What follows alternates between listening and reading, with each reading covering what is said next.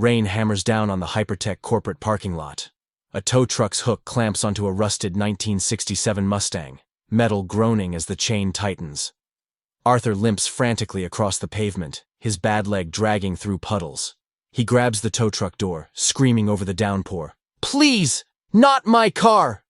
Brad stands 20 feet away beneath a black umbrella, perfectly dry, perfectly smug. He holds a termination letter, then crumples it and throws it at Arthur's face. "Crush that pile of junk. It's embarrassing our investors." Security guards yank Arthur backward. He falls hard into the mud, watching helplessly as his Mustang is dragged away. Through tears and rain, he whispers, "He just threw away $10 billion. Hello, friends, I'm Maya. Watching that poor man in the mud just broke my heart. Have you ever had something precious to you treated like trash by someone else? It hurts, doesn't it? But hold on, because that junk car has a secret that will wipe that smirk off the CEO's face. Let's find out. 8 hours earlier. The Hypertech headquarters lobby gleams with polished marble and chrome. Arthur pushes his cleaning cart across the floor, his limp more pronounced after a long shift. Each step sends pain shooting up his right leg, but he keeps moving, keeps working. He's 62 years old, wearing a faded gray uniform 2 sizes too big. His hands are calloused, scarred. The hands of someone who once built miracles but now only cleans up after them. During his break, Arthur sits on a bench outside and pulls out his phone. He taps the video call icon with trembling fingers. A small face appears on the screen. Lily, 9 years old, lying in a hospital bed, tubes connected to her thin arms. But she's smiling. "Hi, Daddy." "Hey, sweetheart." Arthur's voice cracks with forced cheerfulness. "How are you feeling today?" "Tired. But the doctor said maybe next month I can get the surgery." Her eyes light up with hope that breaks his heart. "That's wonderful, baby. That's so wonderful." "Daddy, did you finish fixing Warhorse yet?" She uses their nickname for the Mustang. Arthur glances toward the parking lot where his car sits, looking like absolute garbage on the outside. "Almost, Princess. Warhorse is going to save us both. I promise. I can't wait to ride in it when I'm better." "You will, sweetheart. You will." The call ends. Arthur wipes his eyes quickly and stands, ignoring the pain in his leg. He has 4 more hours of work ahead. He's cleaning the 3rd-floor research lab when he notices young engineer Marcus struggling with a circuit board. The prototype battery keeps overheating, smoke rising from the connections. "Damn it! This is the 5th failure today!" Marcus throws his screwdriver down in frustration. Arthur pushes his cart closer, pretending to empty trash bins. As he passes Marcus's workstation, he accidentally bumps the table. His cleaning cloth falls directly onto the circuit board. Sorry. Arthur retrieves the cloth, but in that split second, his experienced fingers reconnect a misaligned wire and adjust a resistor position. Marcus doesn't notice. He's too busy answering a phone call. Arthur moves away silently. 10 seconds later, Marcus returns to the board, presses the power button, and the battery hums to life perfectly. Cool, stable, efficient. "What the? It's working." Marcus stares at the equipment in confusion. Arthur is already gone, disappearing around the corner with his cart. 4:30 in the afternoon. Arthur finishes his shift early and heads to the parking lot. He needs to pick up Lily from the hospital for her afternoon tests. He climbs into the Mustang, parked temporarily in the VIP section because the regular lot was full. The car looks terrible. Rust covers the doors. The paint is faded and peeling. One headlight is cracked. But when Arthur turns the key, the engine purrs like a sleeping tiger. Just as he's about to leave, a sleek black Mercedes screeches to a halt beside him. The door flies open. Brad emerges, designer suit, slicked back hair, and a face full of disgust. "What the hell is this piece of garbage doing in my parking space?" Arthur rolls down his window. "I'm sorry, sir. I was just leaving. The main lot was—" "I don't care about your excuses." Brad circles the Mustang like a predator. "Look at this rust bucket. We have investors arriving in 2 hours, and you park this eyesore right at the front entrance?" "Sir, I'll move it right now." "You'll do more than move it." Brad leans close, his cologne overwhelming. "You're going to learn your place, janitor." Arthur's jaw tightens. but he says nothing. He can't afford to lose this job. Not with Lily's surgery approaching. Not when he's so close to finishing his life's work. He starts the engine and begins to pull away. But Brad isn't finished. He's already pulling out his phone, dialing security, his eyes fixed on Arthur's car with pure contempt. Arthur returns 2 hours later after dropping Lily at the hospital. He parks the Mustang in the far corner of the employee lot this time, as far from the VIP section as possible. Inside the building, chaos has already begun. Brad stands in the main conference room, surrounded by nervous executives and engineers. Sales charts flash on the screen behind him, every line trending downward. Red numbers everywhere. Pathetic! Brad slams his fist on the table. We promised 20% growth this quarter. Instead, we're down 15%. Someone explain to me how we're supposed to attract new investors with these numbers. The room sits in terrified silence. Brad's eyes scan the faces, looking for a victim. Then he spots movement through the glass wall. Arthur, pushing his cart down the hallway, heading toward the restrooms. Perfect. You! Brad storms out of the conference room, pointing at Arthur. Get in here, now! Arthur's stomach drops. Sir, I'm just... Did I ask you to speak? Brad grabs Arthur by the arm, dragging him into the conference room. Everyone, look at this. This is what failure looks like. A 60-year-old cripple pushing a mop. The executives shift uncomfortably in their seats. Brad points at the glass wall overlooking the parking lot. See that rust bucket out there? That's his car. That's the kind of trash we're allowing to represent our company. Sir, it's parked in the employee section now. I moved it like you asked. Shut up. Brad shoves a cleaning rag into Arthur's hands. You see these windows? I want them spotless. Clean them 10 times. I want to see my reflection perfectly. Get started. Arthur takes the rag with shaking hands. His leg throbs. His shift was supposed to end 20 minutes ago. But he sprays the window and begins wiping. Once, twice, 3 times. Brad watches with arms crossed, smirking. The executives pretend to look at their phones, embarrassed witnesses to the humiliation. Faster, old man. We don't have all day. 4 times. 5 times. Arthur's hands cramp, sweat drips down his back. Again. 6 times. 7 times. Still see a streak. Again. 8 times. 9 times. 10 times. Brad finally waves his hand dismissively. Get out of my sight, and tell maintenance to tow that junk heap out of our lot by tomorrow, or you're fired. Arthur limps out of the conference room, his face burning with shame, his heart pounding with suppressed rage. An hour later, the building's electrical system begins flickering. Lights blink on and off throughout the entire headquarters. Computer screens flash. The hum of servers stutters. Emergency alarms chirp softly. Brad races to the server room where technicians frantically check panels and wiring. What's happening? Brad demands. Unknown power fluctuations, sir. The backup generators aren't compensating properly. If this continues, we could lose all our data servers. Arthur happens to be mopping the hallway outside. Through years of experience, he recognizes the problem immediately. It's a simple relay switch failure in junction box 7. A 5-minute fix if you know what you're doing. He takes a step toward the server room. Where do you think you're going? Brad blocks his path, face twisted with contempt. Get back to your mop and bucket, janitor. This is a job for real professionals, not some washed-up has-been. Sir, I just thought I could... You thought? Brad laughs cruelly. You're not paid to think. You're paid to clean toilets. Now get away from here before your poverty stench contaminates our equipment. Arthur's fists clench around the mop handle. For a moment, just a moment, he considers telling Brad the truth. Telling him that 23 years ago, Arthur designed the original power grid for this entire building. That he was the lead engineer before the car accident destroyed his leg and his career. But pride is a luxury he can't afford. Arthur turns and limps away.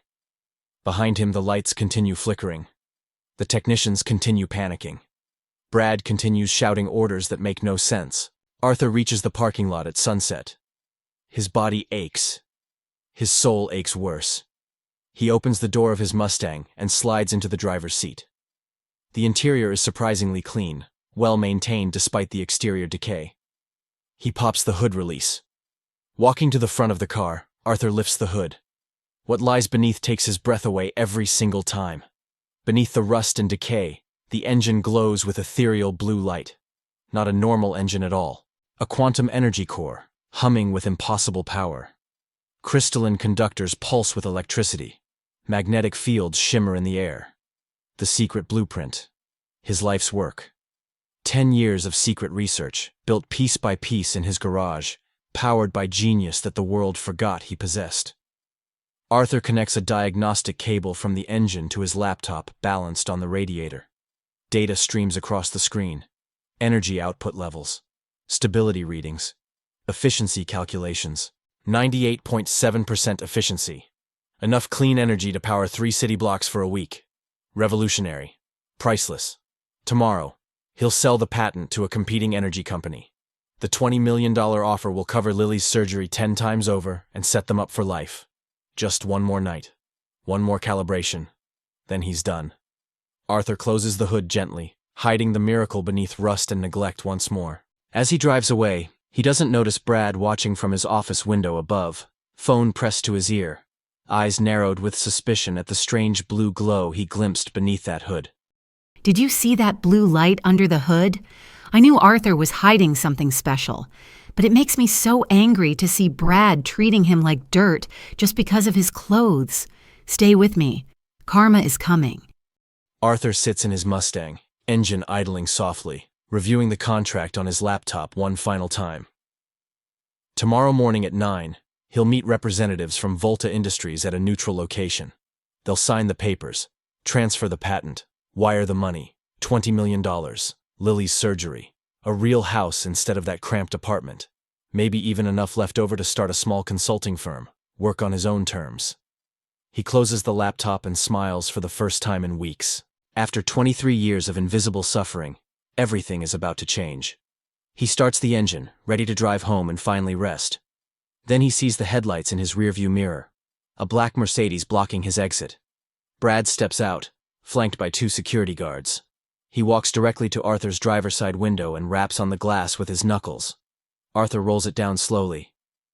"Sir, I was just leaving." "Open your hood." "What?" "I saw something glowing under there earlier. Blue light. That's company property you're stealing." Brad's smile is venomous. "Open the hood." "Sir, I promise you, I'm not stealing anything. This is my personal—" Brad signals to the guards. They move forward, reaching for Arthur's door handle. "Please!" Arthur's voice cracks with desperation. "This is my car, my property. You can't—" "I'm the CEO of this company. I can do whatever I want." Brad yanks open the door himself. "If you have nothing to hide, show me what's under that hood right now." Arthur's heart hammers against his ribs. If Brad sees the quantum core, if he realizes what it is, the company will claim it was built using their facilities, their time, their resources. They'll tie him up in legal battles for years. Lily doesn't have years. "I'm calling the police to report theft of company equipment," Brad announces, pulling out his phone. "Guards, secure this vehicle and this man until they arrive." "No, you can't!" Arthur tries to stand, but his bad leg buckles. He catches himself on the car door. "That engine has nothing to do with Hypertech. I built it on my own time, in my own garage." "Sure you did." Brad's laugh is ice cold. A janitor built revolutionary technology in his garage. What a touching story. Save it for the judge. Arthur's world tilts sideways. Everything he's worked for, everything Lily needs, slipping through his fingers because of this man's ego and paranoia. "Please, sir. My daughter is in the hospital. She needs surgery. I need to sell this patent tomorrow morning to pay for it. Please, just let me go." Brad's expression doesn't change. If anything, his smile widens. "Should have thought about your daughter before you became a thief." He turns to the guards. "Call a tow truck. I want this piece of junk impounded and crushed. It's contaminated evidence." "Crushed?" Arthur lunges forward, but the guards grab his arms.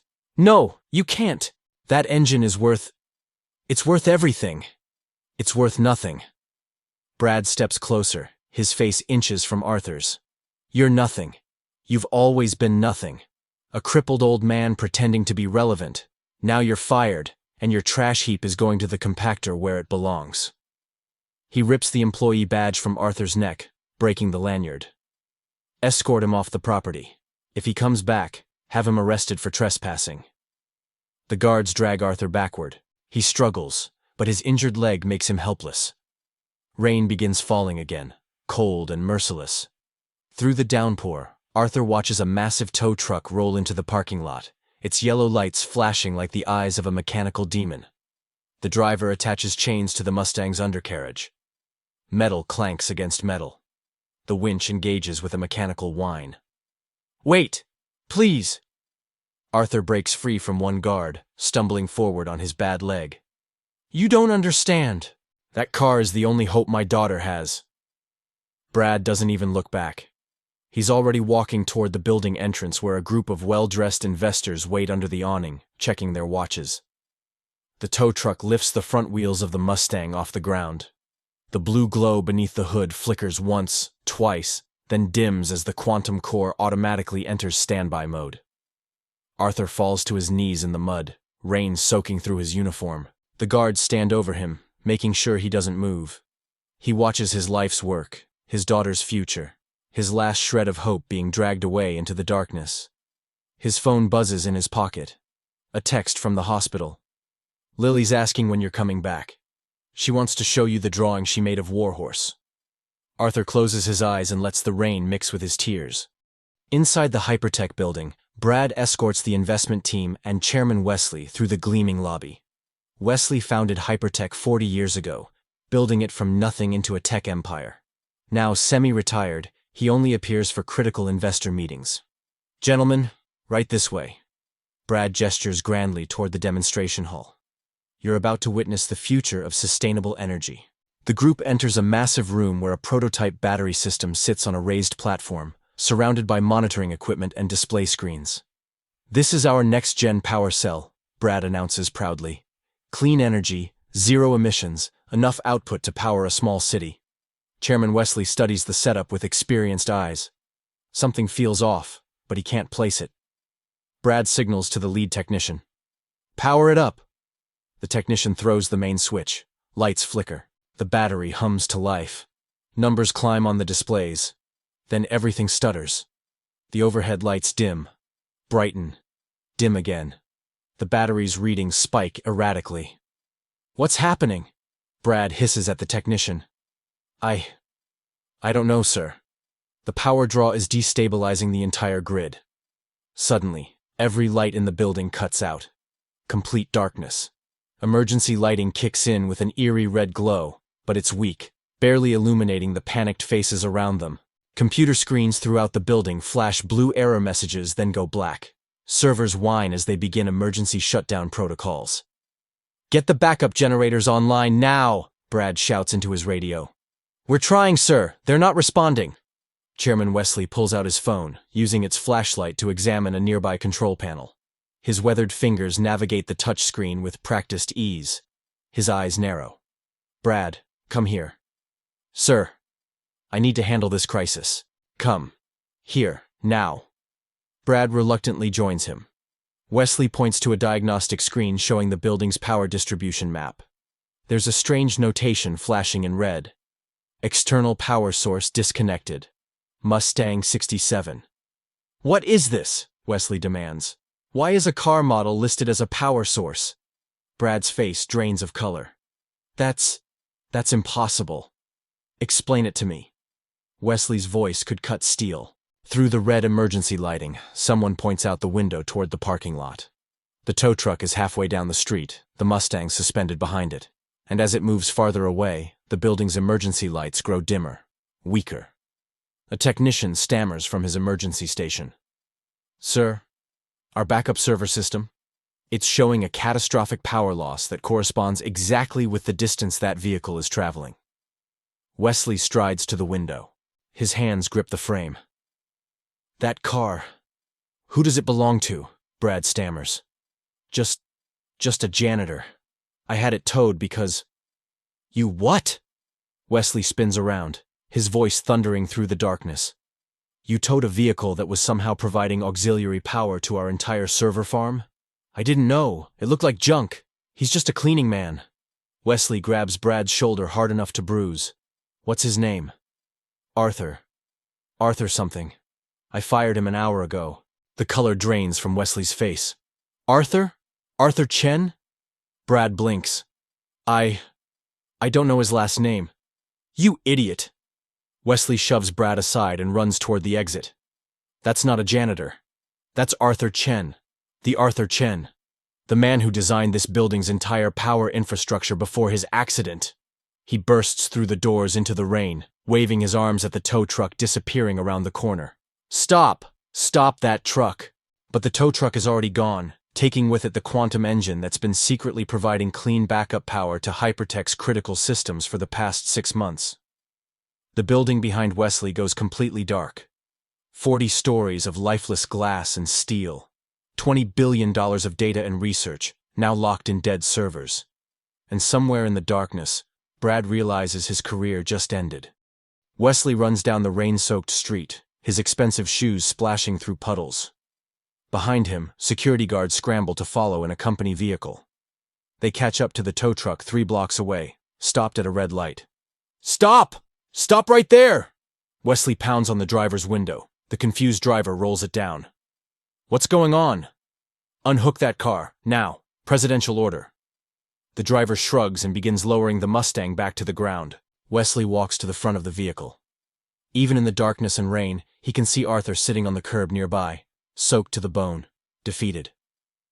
Arthur. Wesley's voice is gentle now. It's me. Wesley Hart. Arthur looks up slowly, recognition dawning in his exhausted eyes. Mr. Hart. I didn't know you were still involved with the company. I stepped back, but I'm still chairman. Wesley kneels down beside him, ignoring the water soaking through his $1,000 suit. Arthur, please, open the hood for me. Why? So you can take it too? No, so I can see what my brilliant engineer has been building all these years. Arthur stares at him for a long moment, then slowly stands. He limps to the Mustang and releases the hood latch. Wesley lifts it, and his breath catches. The quantum energy core pulses with ethereal blue light, illuminating both their faces. Crystalline matrices spiral around a central fusion chamber. Magnetic fields shimmer like northern lights. It's beautiful, impossible, revolutionary. Dear God, Arthur, this is a quantum perpetual engine. 0.987 efficiency, 0 emissions. Enough output to power 3 city blocks indefinitely. Arthur's voice is hollow. I've been using it to keep your building's backup servers online for 6 months. You never knew because I routed it through the auxiliary grid I designed 20 years ago. Wesley runs his hand over his face. You've been giving us free power while working as a janitor? I needed the health insurance for my daughter, and I needed somewhere to test it safely. Arthur closes the hood gently. But it doesn't matter now. I was supposed to sell the patent tomorrow morning. $20 million. Enough for Lily's heart surgery. Wesley pulls out his phone. How much does the surgery cost? $300,000. Consider it paid. Wesley makes a call. Dr. Morrison? Wesley Hart. I need you to perform emergency cardiac surgery. Yes, tonight. Money is no object. I'll text you the patient information. He hangs up and turns to Arthur. Your daughter gets her surgery within the hour, and Hypertech is buying your patent, not for $20 million, for $50 million. Plus you're rehired as Chief Innovation Officer with a salary of $500,000 annually. Arthur's legs give out. He catches himself on the car hood. I don't. You built a miracle in your garage while working minimum wage to save your daughter's life. That's not just genius, Arthur. That's love. Wesley helps him stand. Brad is fired, by the way. I'm making that official the moment we get back. Behind them, the Mustang's engine hums softly, its blue light reflecting off wet pavement like liquid sapphire. Wesley gestures to his car. Come on. Let's get you to the hospital. Lily's waiting. 3 months later, the Hypertech parking lot gleams in morning sunlight. A fully restored 1967 Mustang pulls into the spot marked Chief Innovation Officer. The paint is flawless cherry red, the chrome sparkles, but under the hood, the same quantum heart still beats. Arthur steps out, his limp less pronounced now after proper medical treatment. The passenger door opens, and Lily jumps out, healthy, laughing, wearing a backpack decorated with horses. "Race you to the door, Daddy." "Hey, no running," the doctor said. But she's already sprinting ahead, full of 9-year-old energy and life. Arthur watches her go, his eyes wet with gratitude. He places his hand on the Mustang's hood, feeling the gentle vibration of the engine that saved them both. "Thank you, Warhorse," he whispers. Then he walks into Hypertech headquarters through the front door, head held high, no longer invisible. Friends, I still have goosebumps. I learned that you should never judge a book by its cover or a car by its rust. When Arthur opened that hood and revealed the glowing engine, it proved that true power often hides in the humblest places. My heart broke when he begged for his car, but seeing him drive away with his healthy daughter made it all worth it. What would you do if you were Arthur? Forgive Brad or let him rot? Tell me in the comments. Don't forget to subscribe for more stories. Love you all.